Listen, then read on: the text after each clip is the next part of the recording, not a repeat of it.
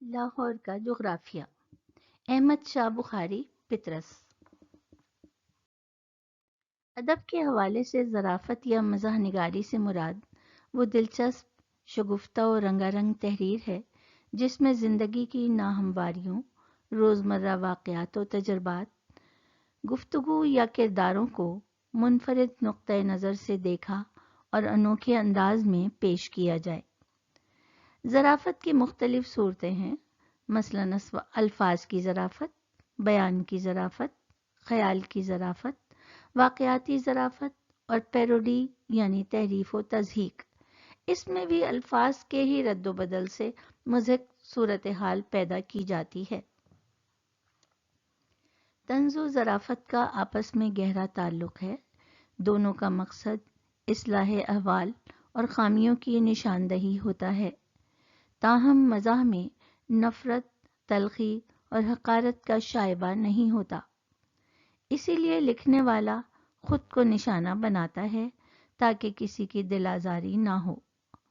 پطرس کے مزاح کا یہی انداز ہے۔ ان کے اسلوب کی خوبی سے وہ شخص بھی لطف اندوز ہوتا ہے جس کے بارے میں بات ہو رہی ہے۔ پطرس کے مزاح میں دھنک کے رنگ جھلکتے ہیں۔ اس میں الفاظ کا الٹ پھیر بھی ہے، بیان کی فسونکاری اور خیال کی جدت ترازی بھی۔ واقعاتی حوالوں، پیروڈی اور تحریف کو بھی انہوں نے بڑی خوبی سے برتا ہے۔ شامل نصاب مضمون لاہور کا جغرافیہ میں بھی اس کی عمدہ مثالیں ملتی ہیں۔ اردو کے مشہور نقاد آل احمد سرور کے بقول پطرس کے ہاں ذہانت، طبائی، مشاہدہ، تخیل سب کی کار فرمائی عجیب انداز سے ملتی ہے۔ مزاح نگاری میں مصنف کی افتاد طبع کو خاص طور پر دخل ہوتا ہے۔ یہ فطری اور بے ساختہ طرز اظہار ہے۔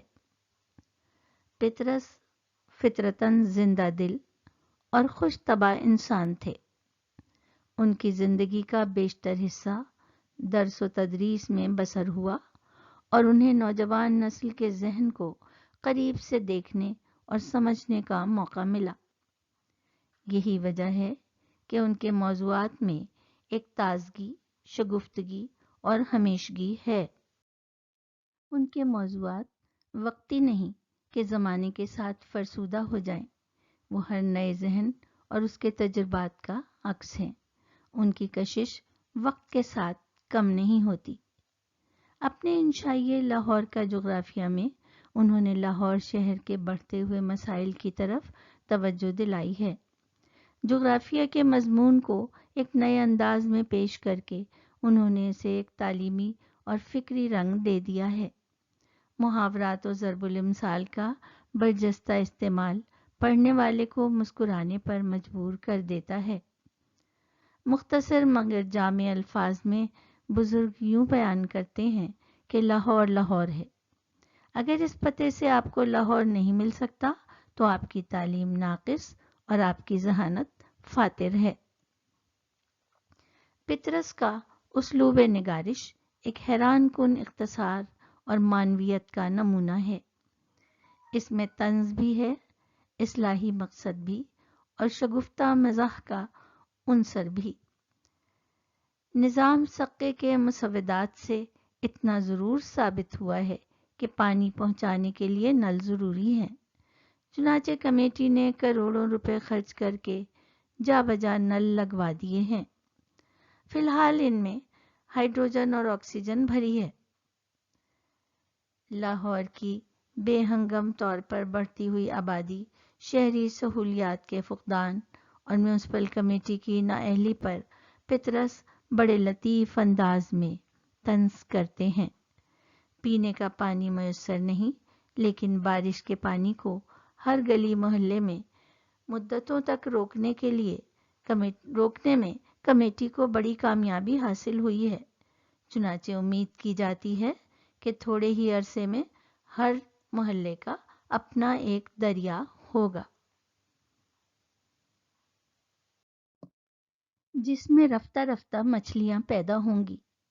اور ہر مچھلی کے پیٹ میں ایک انگوٹھی ہوگی جو رائے دہندگی کے موقع پر رائے دہندہ پہن کر آئے گا۔ پطرس بخاری نے لاہور سے تعلیم حاصل کی اور پھر اپنے ہی کالج میں تدریس کے فرائض انجام دیے۔ فطری طور پر انہیں لاہور سے انس ہے۔ اس خوبصورت تاریخی شہر کی حالت زار دیکھ کر ان کا دل دکھتا ہے، لیکن وہ ایک خوش طبع انسان ہیں۔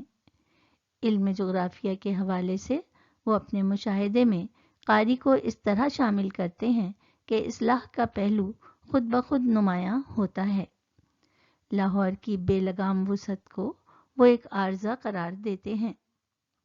یوں سمجھیے کہ لاہور ایک جسم ہے جس کے ہر حصے پر ورم نمودار ہو رہا ہے، لیکن ہر ورم مواد فاسد سے بھرا ہوا ہے۔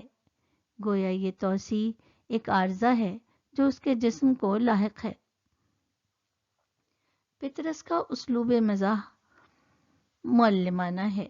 وہ ایک استاد ہیں اور جغرافیہ ذہن نشین کروانے کے لیے وہ ماہرانہ انداز میں تاریخی حوالوں سے بھی کام لیتے ہیں کہ لاہور کی بڑی سڑک دراصل شیر شاہ سوری کی بنوائی ہوئی تاریخی سڑک ہے، جس کے گڑھوں اور خندقوں کو آثار قدیمہ کے طور پر محفوظ رکھا گیا ہے، جنہوں نے کئی سلطنتوں کے تختے الٹ دیے۔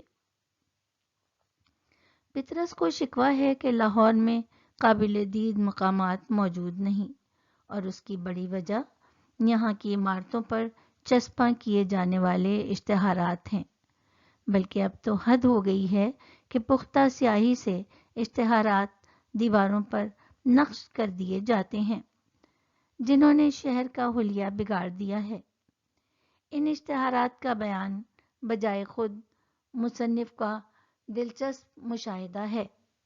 مثلاً گریجویٹ درزی ہاؤس، بوٹ پالش، تازہ مکھن، حافظے کی گولیوں کا بیان، سرکس کے جانوروں کی فہرست اور کھانسی کا مجرب نسخہ۔ ان جملوں میں طنز کی جو کاٹ اور کوفت پنہا ہے وہ پطرس ہی کا حصہ ہے۔ یہ اشتہارات اپنے دوستوں عزیزوں کے گھروں کے پتے کا مستقل نشان ہے۔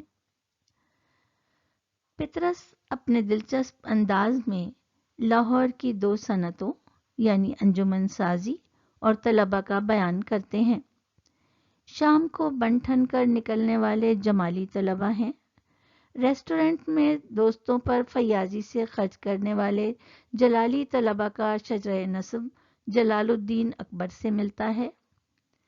دانشور قسم کے طلبہ خیالی ہیں، جبکہ طلبہ کی خالص ترین قسم خالی طلبہ ہیں جو تعلیم و تدریس کے اثرات سے خود کو محفوظ رکھتے ہیں۔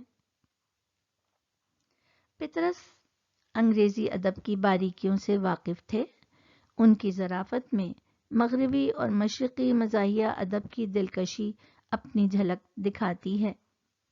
ان کی زبان میں شائستگی، سادگی اور روانی ہے۔ ان کا ایک عرفہ معیار ہے جس کی وہ ہمیشہ پاسداری کرتے ہیں۔ پطرس کے مضامین اردو مزاحیہ ادب میں سنگ میل کی حیثیت رکھتے ہیں۔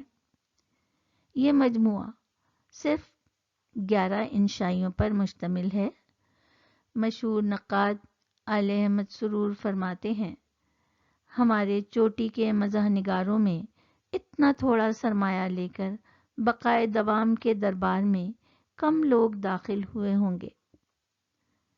اپنی کتاب کے بارے میں خود پطرس کے الفاظ مزاح اور شگفتگی کا ایسا روشن دریچہ کھولتے ہیں کہ قاری کتاب پڑھنے سے پہلے ہی مسکرانے پر مجبور ہو جاتا ہے۔ اگر یہ کتاب کسی نے مفت آپ کو بھیجی ہے تو مجھ پر احسان کیا ہے، اگر آپ نے کہیں سے چرائی ہے تو آپ کے ذوق کی داد دیتا ہوں، اپنے پیسوں سے خریدی ہے تو مجھے آپ سے ہمدردی ہے۔ اب بہتر یہی ہے کہ آپ اس کتاب کو اچھا سمجھ کر اپنی حماقت کو حق بجانب ثابت کریں۔